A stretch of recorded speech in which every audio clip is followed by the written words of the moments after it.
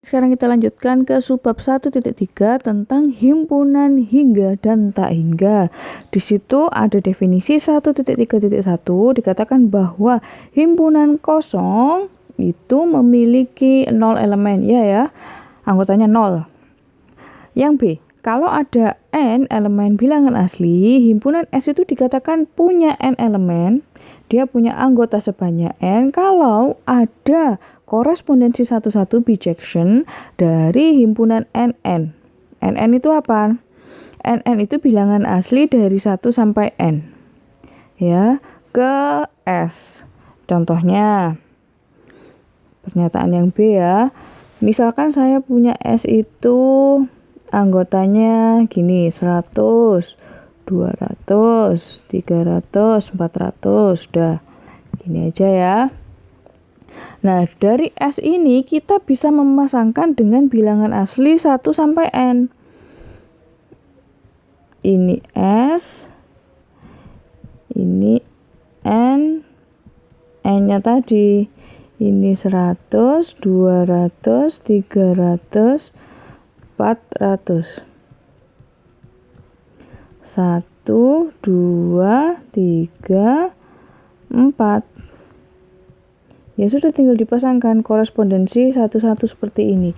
Nah, kan kita bisa membuat korespondensi satu-satu yang kayak gini.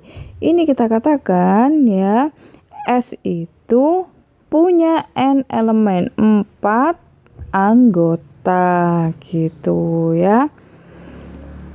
Nah, setelah itu himpunan yang seperti ini, S itu yang punya n anggota ini ataupun yang A tadi, jadi yang ada di poin A dan poin B itu kita katakan himpunannya himpunan yang hingga. Ya, karena dia anggotanya kosong atau dia punya n elemen ini tadi. Kalau di sini contohnya dia punya 4 anggota, itu kita katakan dia itu hingga.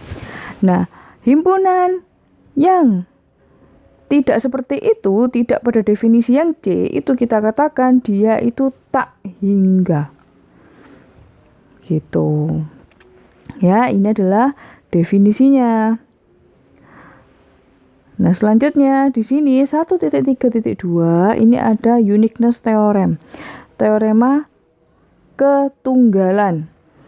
Nah, kalau S itu himpunan hingga, maka banyak elemen di S itu adalah unik, tunggal di N. Ya, contohnya seperti ini tadi. Ini kan anggotanya berapa? 4 saja, cuman ada 1. Nggak mungkin kan kita katakan S ini anggotanya 5. Ya kan? Kita mengatakan S itu berapa anggotanya? 4. Bukan 5 gitu kan ya. Itu masuknya unik, itu tunggal. Jadi dalam satu himpunan tidak mungkin dia itu punya banyak anggota itu ganda ya. Misalkan seseorang ngomong itu 4, seseorang lainnya 5, yang lainnya ngomong 6, itu nggak mungkin. Jadi dia pasti, banyak anggota itu pasti. Berapa itu? Yaitu. Itu namanya unik ya, tunggal. Cuman ada 1 saja. Nah, kemudian di 1.3.3 ada teorema yang mengatakan bahwa, nah ini, himpunan bilangan asli itu adalah himpunan tak hingga. Sepertinya ini sudah sangat jelas ya. Bilangan asli itu kan 1, 2, 3. Kalian kalau menuliskan dan seterusnya seperti ini kan ya, ada titik-titiknya gini kan. Nah, sudah jelas bahwa ini bisa kita teruskan sampai tak hingga banyaknya. Ya kan? Oleh karena itu bilangan asli ini termasuk bilangan tak hingga. Kalau bilangan bulat gimana? Apalagi bilangan bulat kan, yang ini aja tak hingga, apalagi bilangan bulat. Titik, min 2, min 1, 0, 1, 2, titik gini kan, dia malah ke sana dan ke sana. Tak hingga juga. Gitu. Yang hingga gimana contohnya? Yang hingga ya ini tadi. Ya, 100, 200, 300. Atau saya punya S. S itu adalah bilangan asli dari 1 sampai N. 1, 2, 3, sampai N. Ini kita katakan hingga. Karena dia terbatas sampai N saja. Berarti dia himpunan yang hingga. Tapi kalau yang ini, yang bilangan asli 1, 2, 3, titik, titik, titik, dan seterusnya, ini kita katakan tak hingga. Itu perbedaannya ya. Oke, kemudian kita ke teorema 1.3.4. Yang A. Kalau ada A itu himpunan dengan M elemen, anggotanya dia itu ada sebanyak M, sedangkan yang B itu himpunan yang banyaknya N ya. Nah, kalau A irisan B-nya itu kosong, kemarin kalau kosong itu apa? Dia saling lepas kayak gini kan ya, irisannya nggak ada. Ini A, ini B.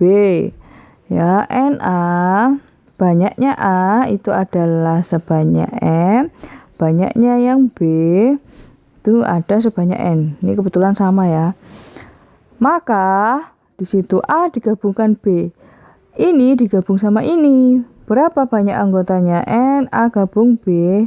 Ya tinggal ditambah aja M plus N karena mereka saling lepas ya. Jadi bisa kita tambahkan. Gitu. Sekarang yang B. Kalau ada A itu himpunan dengan M elemen N. Oke, ada M ya, anggotanya bilangan asli.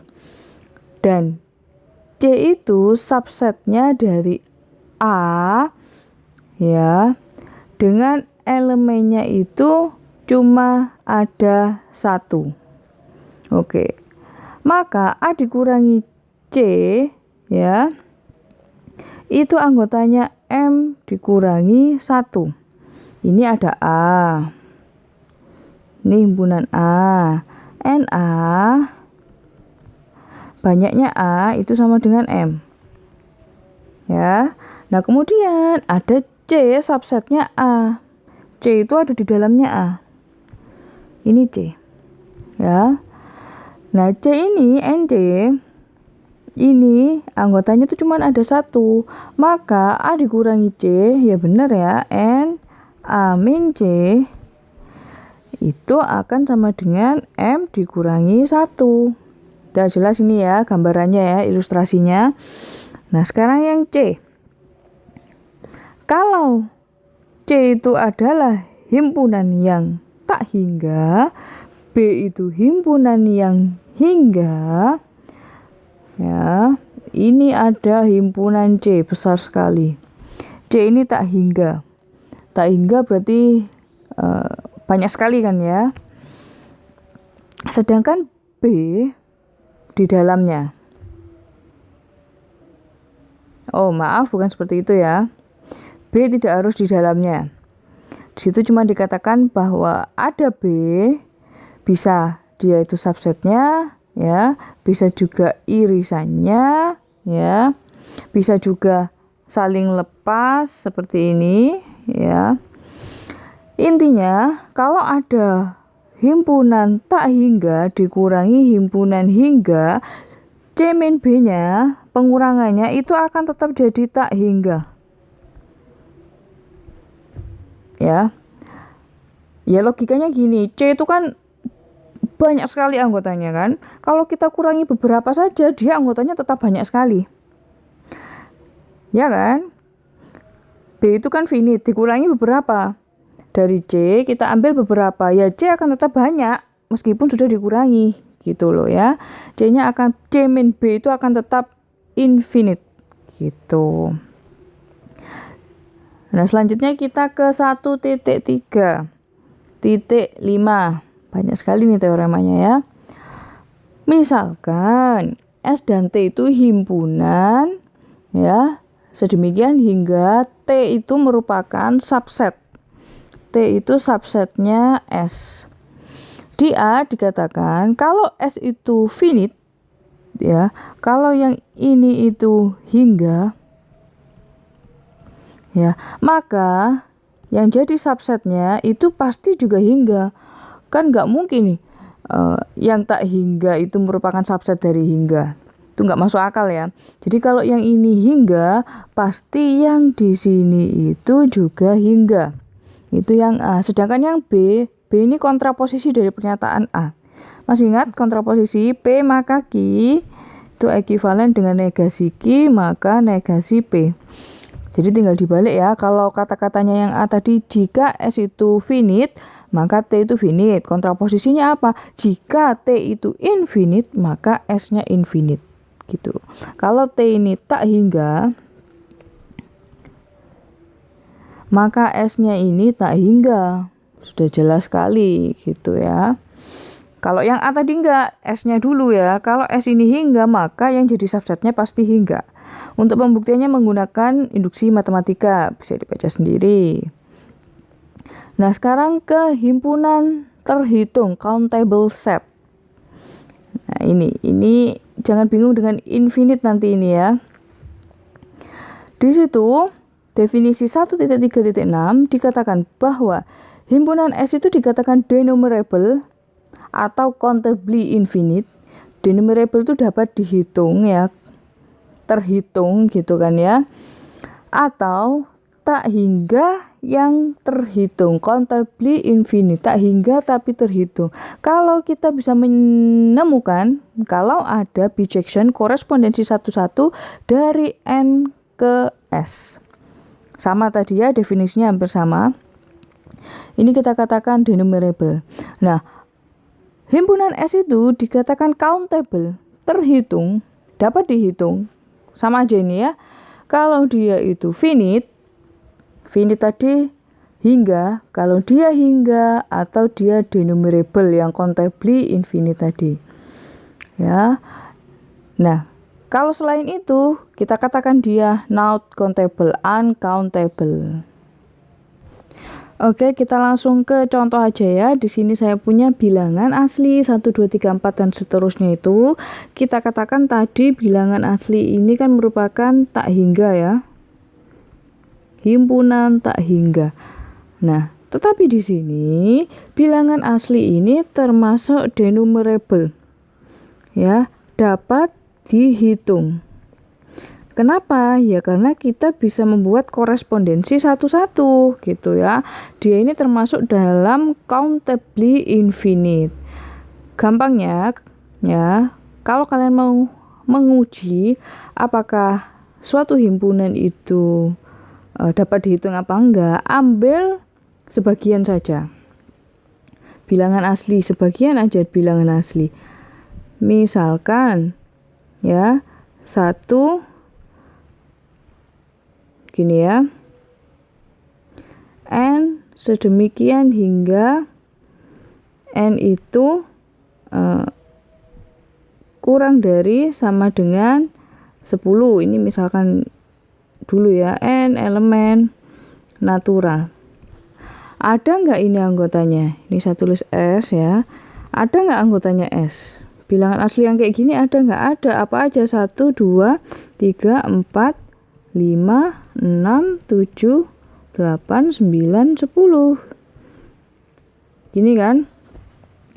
Nah, kemudian kalau saya punya S-nya itu ya, N sedemikian hingga N kurang dari 1. N elemen natural. Ada nggak bilangan asli yang kurang dari 1? Jadi kalau kita buat himpunan, dia itu dari 0 sampai 1. Ada nggak bilangan asli antara 0 sampai 1? Ya, tapi satunya nggak ikut kan ya, karena kurang dari. Ada nggak? Nggak ada. Karena tidak ada, berarti kita mengatakan N itu dapat dihitung. Ya. Nah, contohnya yang uncountable gimana? Saya ambil bilangan real. R ya. R itu kan nggak bisa kita cacah seperti ini. Ini sudah kelihatan kalau dia itu uncountable. Jadi R itu di sini dia itu infinite, tak hingga ya dia ya. Dia tak hingga dan dia juga uncountable karena kita tidak bisa list, mendaftar anggotanya itu apa saja. Ya kan? Kalau ditanya bilangan real seperti ini tadi ya, dari 0 sampai 10, ada nggak? Oh, ada sekali. Banyak ya, 0 sampai 10 bilangan real loh yang kita katakan ini. Apa saja? Ya banyak, kita nggak bisa menyebutkan. Ya kan?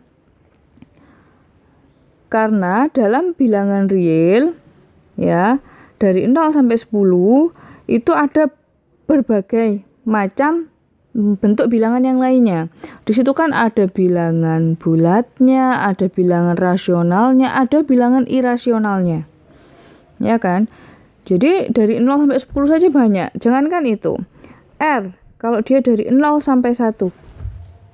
Anggotanya ada nggak? Ada sekali. Dari 0 sampai 1 itu kan ini 0, ini 1. Anggotanya mana? Ini semua bilangan real. Banyak.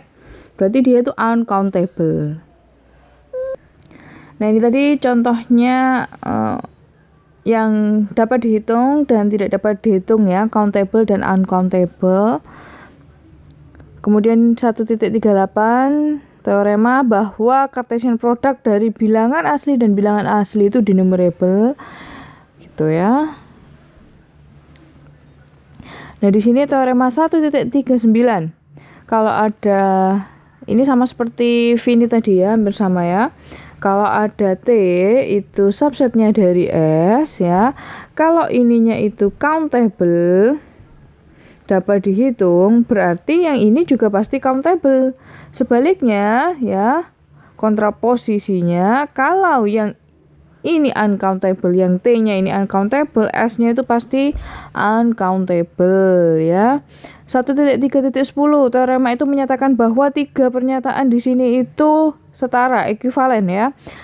S countable, kalau dia countable pasti ada surjection dari N ke S, surjection ya, surjektif ya. Nah, atau bisa dikatakan ada injektif dari S ke N. Surjektifnya dari N ke S ya, injektifnya dari S ke N. Ya bisa kita katakan kalau kita gabungkan itu adalah bijektif gitu kan. Ya, 1.3.11 ini sama seperti natural tadi ya, ternyata bilangan rasional itu juga termasuk denominable. Karena dia denominable berarti dia countable gitu.